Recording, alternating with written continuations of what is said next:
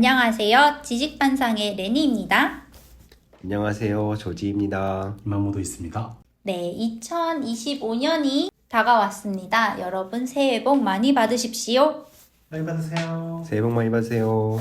24년도 동안 함께 해주셔서 감사하고요. 저희 올해에도 잘 부탁드립니다. 재밌는 녹음 많이 해요. 이번 주에는 오피스 황당 스토리를 가져와 봤습니다. 황당? 다들 놀랄 준비 되셨나요? 얼마 전 팀원이 개인 사정으로 퇴사하겠다고 의사를 밝혔습니다. 퇴사 면담 시간에 희망 날짜도 정했고요. 그리고 인수인계와 인원 충원까지 모두 마친 상태입니다. 그 팀원은 연차, 반차, 반반차까지 모두 결제를 올리고 승인이 난 상태인데요. 오늘 퇴사 관련해서 면담 신청을 하더라고요. 설마 오늘까지만 나오겠다는 말은 아니겠지? 좀 생각을 했는데 이야기를 들어보니 퇴사를 안 하겠다는 겁니다. 도잉. 사유를 물어보니 이직이 어렵기 때문이라고 하는데요. 이분은 왜 이러는 걸까요? 여러분들이 생각했을 때 이분은 왜 갑자기 번복을 했을까요? 확정은 됐는데 확정만 된 상태에서 기분이 좋아서 퇴사를 하셨는데 아마 오퍼레터가 마음에 안 드신 게 아니었을까 이런 생각도 좀 들고요. 근데 이미 인수인계하고 인력 충원까지 끝났으면 그리고 결제까지 다 났으면 이거는 안 되는 거 아닐까요? 서류상 그런 게 남아있지 않다면 이 사람이 주저앉아 버리면 모두가 힘들어지는 상황이 펼쳐지는 거죠. 그쵸, 인원 충원까지 됐는데 이분도 참 용기가 있으신 것 같아요. 대단한 용기 같습니다. 저는 이 케이스는 아닌데요. 퇴사하고 그 다음날 습관적으로 전 회사 앞까지 간 적이 있었어. 이건 처음 들어봐요. 항상 눈 뜨던 대로 눈 뜨시고. 그러니까 아침에 일어나서 그냥 습관적으로 지하철을 타고 중간에 내려야 되는데 그냥 늘 하던 몇 년 동안 했던 습관대로 쭉 간 거죠. 안 내리고. 다른 회사를 네, 다른 회사로 출근을 해야 되는데 출근길이 약간 겹쳤던 거 아니에요? 그러면? 네, 살짝 겹쳤는데 쭉 가서 전 회사 앞에 가 있더라고요, 지금. 저는 하루도 쉬지 않고 바로 다음날 새로운 회사 출근한 거는 너무 억울한데요. 저희 동친 여러분들은 꼭 이직을 하시게 된다면 중간에 꼭 쉬시길 바래요. 좀 그러한 여건이 다 되셨으면 좋겠어요. 맞습니다. 추천드립니다. 두 번째 사연입니다. 안녕하세요. 최근 스카우트 제안이 왔었는데요. 평소 생각한 산업은 아니었지만 그래도 한번 알아보고 싶은 마음에 지원서를 제출했습니다. 몇 주 뒤 서류 불합격 소식을 듣고 그러려니 잊고 살고 있었어요. 그런데 우연히 현직 동료가 해당 회사에 지원하지 않았냐며 물어보는 겁니다. 너무 당황스러워서 어떻게 알게 되었는지 경위를 물어보았고 해당 회사 직원이 단순 안부 차원으로 제 실명과 지원 여부 그리고 불합격 소식까지 다 얘기해줬단 걸 알게 되었어요. 에헤이. 레퍼 체크 목적이면 그래도 이해를 하겠는데 불합격 이후에 이런 일이 일어나니 좀 당혹스럽습니다. 지원자 정보를 이렇게 다뤄도 되는 것인지 이런 일이 흔하게 일어나는 건지 궁금하네요. 이직 준비를 하는 걸 지금 회사에 소문이 나는 것 정말 흔한 일이어서 사실 이러면 안 되고 하지만 일어나고 있어서 속상합니다. 사적인 자리에서 만나서 들었으면 그냥 그 자리에서 끝쳤어야 될 것 같은데 그걸 굳이 회사까지 들고 와서 그분에게 전했다는 것부터 좀 그분도 좀 입이 가벼우신 것 같고 그걸 전해주신 그 지원했던 그 업체분도 분명히 이런 정보면 HR 담당자이거나 실제로 뽑으려 했던 부서의 분일 건데 굳이 뭐 이런 말을 할 필요가 있었을까 라는 생각이 드네요. 이분이 말씀하셨던 것처럼 뭐 레퍼 체크 목적이었다면 그래도 좀 이해해 볼 수 있을 것 같은데 결과가 다 나온 상태에서의 이런 말을 전하는 것은 좀 아닌 것 같습니다. 예전에 이마무가 말씀해 주신 건데 그 상대방이 동의하지 않는 레퍼 체크도 사실은 하면 안 되죠. 맞습니다. 저도 최근에 래퍼 체크가 들어왔는데 한 달이 건너서 들어왔어요. 근데 이마모가 그 말씀해 주신 게 기억이 나가지고 거절했습니다. 네, 안 됩니다. 전 사실 지난주에 레퍼책을 전화로 받는 게 아니고 카톡으로 받고 카톡에 링크를 누르니까 입력하게 되는 구조더라고요. 그래서 레퍼책을 해준 적이 있는데 약간 좀 의아한 부분이 있었어요. 이 사람의 문제를 굳이 쓰라고 하는 부분. 그래서 굳이 이런 게 필요했을까라는 부분이 좀 신경이 쓰였고, 게다가 그 부분을 그 면접 대상자한테도 공유하겠다. 네, 이렇게 그 멘트가 적혀 있더라고요. 그래서 여기 시스템은 좀 독특하구나 라는 생각을 했었어요. 저는 얼마 전 화요일에 면접을 보라는 통보를 받았고요. 목요일에는 면접을 봤습니다. 그리고 목요일인 오늘 합격을 했으니 다음 주 월요일부터 출근하라는 요청을 받았습니다. 그래서 저는 아이 보육 문제로 배우자의 유연 근무를 신청해야 하니 시간을 조금 줄 순 없을까요? 라고 물어봤는데 회사가 안 된다는 겁니다. 면접 때 출근은 빠른 시일 내에 가능하다고는 하기는 했습니다. 어쨌든 결국 출근하겠다고 했는데 안내하는 사람은 연봉을 알려주지 않더니 출근 날 회사에 와서 확인하라는 겁니다. 회사는 한 80명 정도 되는 규모를 가지고 있습니다. 제가 연봉을 계속 물어보면 입사를 취소할까봐 좀 두렵습니다. 요즘 경기가 안 좋아서 사람들을 잘 뽑지 않고 있고 여기에 저는 공백기가 길어져서 자존감이 많이 떨어진 상태입니다. 출근해야 할지 말지 고민인데 다들 어떻게 생각하세요? 이건 또 무슨 경우죠? 연봉을 안 알려주는 거예요. 제일 중요한 것 중 식감과? 하나 아닌가요?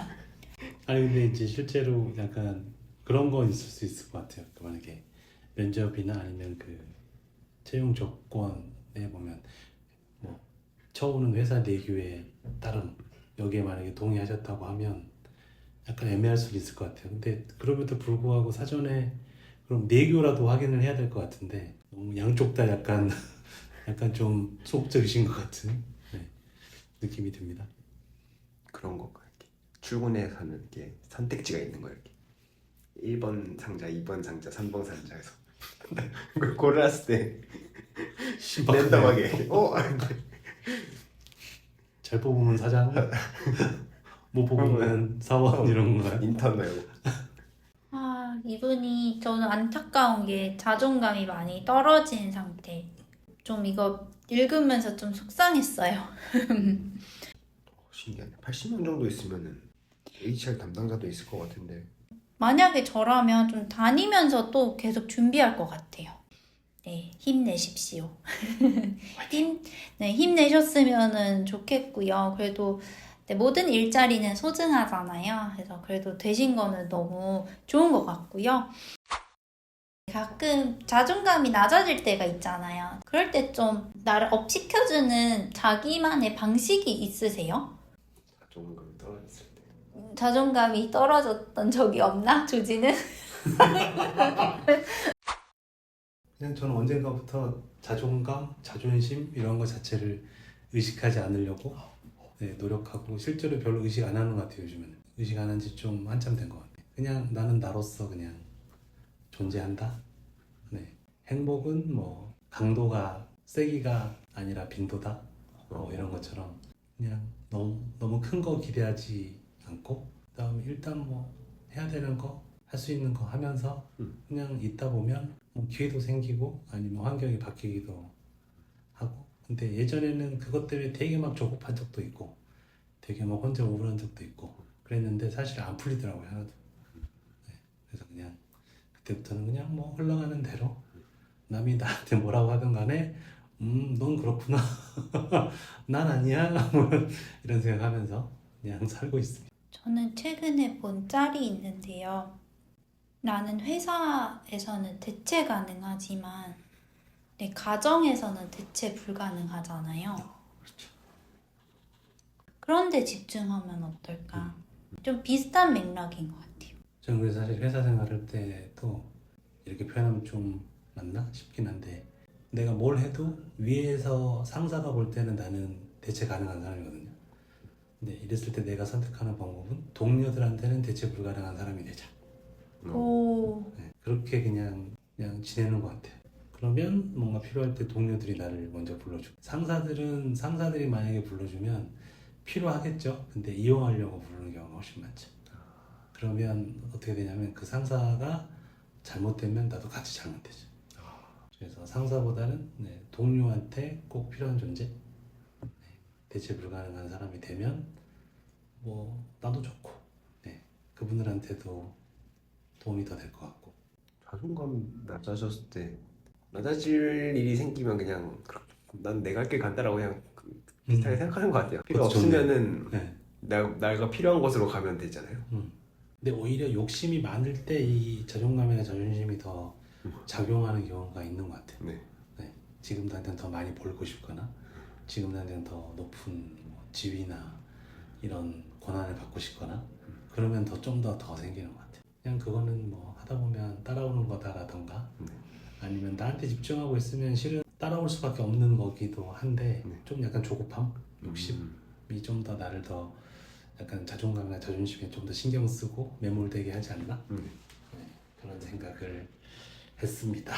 그 내용 좋은 것 같아요. 그러니까 회사에서 뭔가 그렇게 뭔가 자존감이 떨어질 상황이 생겼을 때 주변에 친구나 가정 이런 사람들이 있을 때 뭔가 대체 불가능한 삶을 느낀다라고 하면은 돌이켜 생각해 보니까 뭔가 느끼고 있었던 것 같아요. 근데 사실은 그게 더 그 상사들한테는 솔직히 더 위협적이에요. 이 사람이 없음으로써 미치는 파급력이 훨씬 더 크거든요. 저는 사실 그게 더 좋은 어프로치라고 생각을 하는데, 여전히 속도 면에서는 느리죠. 그 대신 속도 면에서는 느리니까 사람들의 이 조급함, 욕심으로 인해서 위로 줄을 대는 게 일단 더 쉽고, 근데 사실 그렇게 위로 줄 댄다는 거는 나의 자존심이나 자존감이 낮아지는 방법이 대체적으로 많잖아요. 맞춰줘야 되니까. 근데 이걸 빨리 이제 복구하고 싶으니까 이제 더 조급해지고 더 욕심이 나는데, 그거를 동료들한테 발현하게 되죠. 그러면 이제 아까 말했던 것처럼 상사가 잘못되면 나도 잘못될 확률이 굉장히 높죠. 근데 내가 동료들한테 인정받고 동료들하고 잘 관계를 할까 꼭 필요한 사람이 돼 있으면 뭔가 환경이나 조직이 바뀌어도 나는 동료들과 같이 하겠죠. 다음 사연입니다. 어범. 안녕하세요. 저는 회사를 다니고 있는 30대 남성입니다. 이번에 과장 승진해서 떨어졌네요. 대졸 공채로 26살이 되자마자 입사를 했고, 성과평가에도 평균적으로 상위 30% 이내 고가를 항상 받아왔습니다. 담당 임원분께서 말씀하시길 과장 진급 1배수 명단 안에는 있었는데 제가 육아휴직 3개월로 인해 승진해서 누락이 되었다고 합니다. 기분이 싱숭생숭하네요. 대리 진급 때도 나이가 어리다는 이유로 떨어졌다는 이야기를 들었었는데, 혹시 다른 사유가 있는데 돌려서 육아휴직이나 나이 때문에 승진해서 떨어졌다고 말씀하시는 경우도 있을까요? 대리 진급 이후에 맞이하는 진급 누락이라서 마음이 좋지 않네요. 열심히 하셨지만 자리가 없어서 못 올라간 걸 수도 있고, 근데 그렇다고 해서 부족하다고 피드백을 하면 이 사람이 뭔가 동기가 이제 떨어지거나 이제 기분이 상할 수도 있으니까 최대한 그걸 배려해서 이야기한 내용이 아닐까. 육아휴직을 사유로 된 건 정말 별로인 것 같아요. 맞아요. 회사에서 있었던 일, 성과 이걸로만 평가를 하고 피드백을 해야지, 그 외적인 것 가지고 하는 거는 좀 좋은 전략은 회사 입장에서는 아닌 것 같아요. 약간 대기업이나 전통적인 기업들 같은 경우는 호봉제라는 것도 분명히 있고 하니까 승진할 때 근속 연한이 되게 중요하기는 하거든요. 음. 그래서 그 전에 뭐 몇 년을 일해야 대상이 된다는데 이 임원분 설명이 좀 더 부드러웠으면 좋았겠지만 실제로는 아마 그 육아휴직으로 인해서 근무 연한 수가 좀 부족했다. 아마 이런 걸 설명하는데 조금 더 너무 육아휴직이 좀 도드라지게 설명된 게 아닌가 네, 싶네요. 저는. 다음 사연입니다.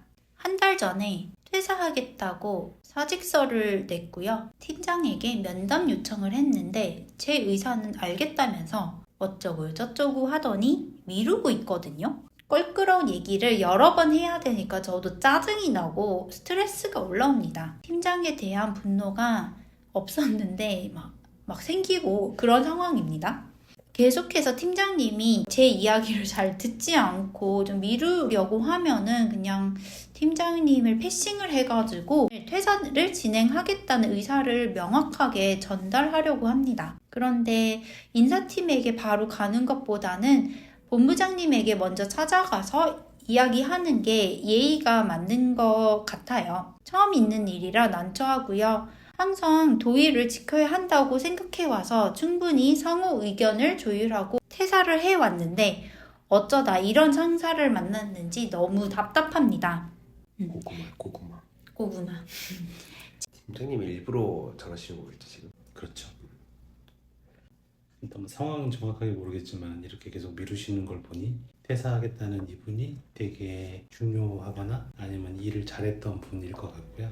이 퇴사하시겠다는 분은 되게 착한 분 같네요. 좀 현실적인 얘기를 하시면 좋겠어요. 당신이 필요하니 뭐 문제가 있다면 우리가 같이 해결해보자 라든가 아니면 뭐 정말 나가야 될 것 같으면 지금 남은 주니어 분들하고 인수인계를 해야 되는데 주니어라서 시간이 더 필요하다라든가 이런 현실적인 얘기를 하시면 좋겠는데 이 팀장님도 어떻게 보면 두려우신 것 같습니다. 회피하다가 인수인계도 안 되고 그냥 나가버리면 더 힘들 것 같은데 그쵸? 어떠셨나요? 재밌으셨나요?